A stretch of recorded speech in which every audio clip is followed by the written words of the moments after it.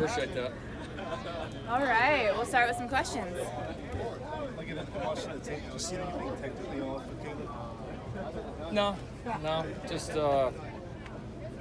missed a couple throws. Just had one of those nights. It just wasn't at his best throwing wise.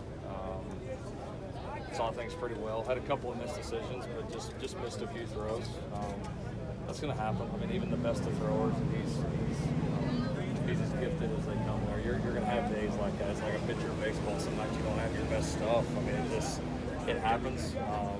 I don't think there was a couple of things fundamentally, but there is every game, even the games when we complete 90% of our passes, there's always a few things fundamentally you go back and correct. But I just think get settled back in, kind of like he did at the end of the game. You know, he just kind of did a good job resetting and made some big boy throws and went ahead. And that last throw was there ain't 5 dudes in the country who make that throw, especially in that moment. So he'll be fine. So is there anything to emphasize this week? Or you just feel like a total outlier in this one? I'm not. We don't like bypass as an outlier. I mean, I think the deal with like throwing, everybody thinks about throwing is like the quarterback's like just a quarterback and a physical thing. Like if any of these things are out of sync, it can look a little bit off, right? Protection's out of sync, a route's a little bit out of sync, footwork, bad preparation, bad coaching. Like anything can make it look a little bit off, and we had instances of all of those. And when you do that, the offense is just going to be a tick-off. And when you're a tick-off against a good defense, it can look like it did the other night. So I think just refocusing us on operating the way we need to, coaching better, playing better. I know it sounds kind of boring, but it's the truth. Like, I mean, we need to coach better. We need to prep our guys better. We need to play better and play more precise. And I think we will this Saturday. What have you guys seen from Devontae Jackson in recent weeks that give you the confidence to play him? He's getting better. He's finally getting healthy.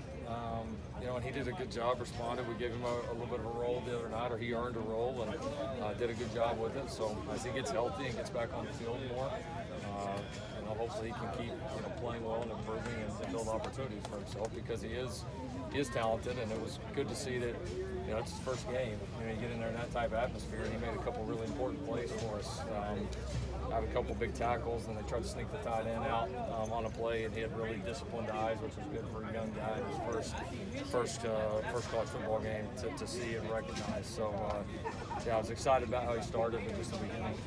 After watching it on film, any additional thoughts about the kneel and nudge?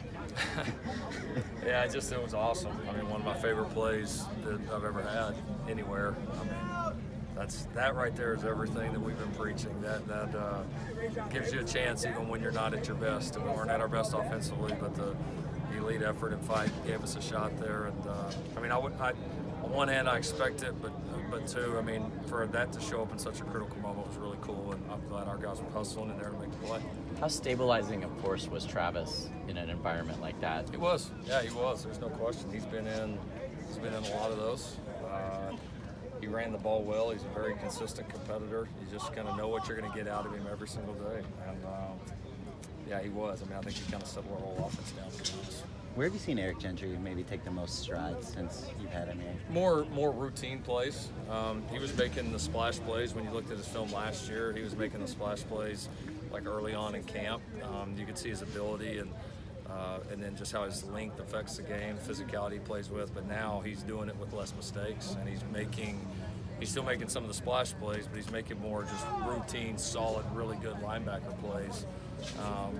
And when you put yourself in good position, you got a chance to make some more of the big ones, affecting the interception, affecting some of the balls that end up getting intercepted. I mean, you just notice him out there. I mean, you just do. You notice him. He's kind of around the ball. He's very active, and I think what we're doing with him schematically really fits his skill set. You've mentioned Eric as kind of one of the transfers who's come in and kind of helped with the culture shift off the field. How has he kind of done that? I think just buy-in, right? He didn't come in like a lot of these guys talking about where he was before, his experiences. Like, he came in and wanted to get to know our team, wanted to get to know USC, the history, the culture around here, like wanted to be a part of the change. So it was just like almost buy-in more faster than you would expect, and just I want to be one of the guys, and I want to be one of you all, and not just with his words, but with his actions. And then you do that, and you get on the field and you make plays, you're going to earn the respect of your team pretty quick, and he's done that. You mentioned that coaching needs to improve on the aspect of getting prepared for a noisy environment. What are some of the steps that go into preparing for that in future road games? Oh, I definitely get the question. I know I made the comment. I mean, there's a lot that goes into it. I would just say overall the coaching needs to be better, period. I mean, again, it's a fine line. When things are working good, there's a lot of people doing a lot of good things, and it can just take, an offensive ball, it can just take one little thing being a little bit off, that it's the impact that it can have, especially on the road, and especially in a good team, against a good team. It just magnifies mistakes, right? Whether coaching, whether preparation, whether playing, like everything's magnified in those moments. You just feel it. And so, the bottom line is for the offense, the offense has got to get coached better, and the offense has got to play better, regardless where we're playing. But certainly when we do play on the road, as time goes on, knowing that those mistakes are going to be magnified, we got to be even better there. You and Caleb have both talked about how important the trust has been between you guys in this offense. How do you get to that point maybe, and what is the feedback process like between you guys after a game, whether it's a win or a loss or any kind of performance? I mean, to get there is experience, right? I mean, it's just you've been in some of these moments together. We've been in several, home and away, a lot of different circumstances. So it's been, I think that's just kind of built up through time. Communication after a game, a lot of times it's, calmer, more relaxed. I mean, we get a chance to really take a look back at the whole thing. We talk about everything. We talk about the plan. We talk about how we prepared. We talk about what we called during the game, how he played.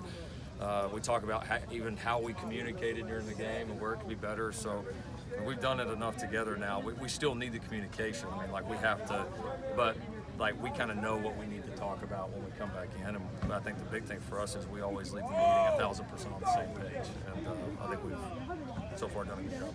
We saw Bobby get all the snaps at left tackle. Is that a matter of Cortland's health, or is that something you foresee going forward? He'll be that guy. Yeah, Cortland was available. He was, kind of right on the edge. We felt like in a perfect world, by the time we made the game time decision, we thought in a perfect world that Bobby could go the whole way in this one.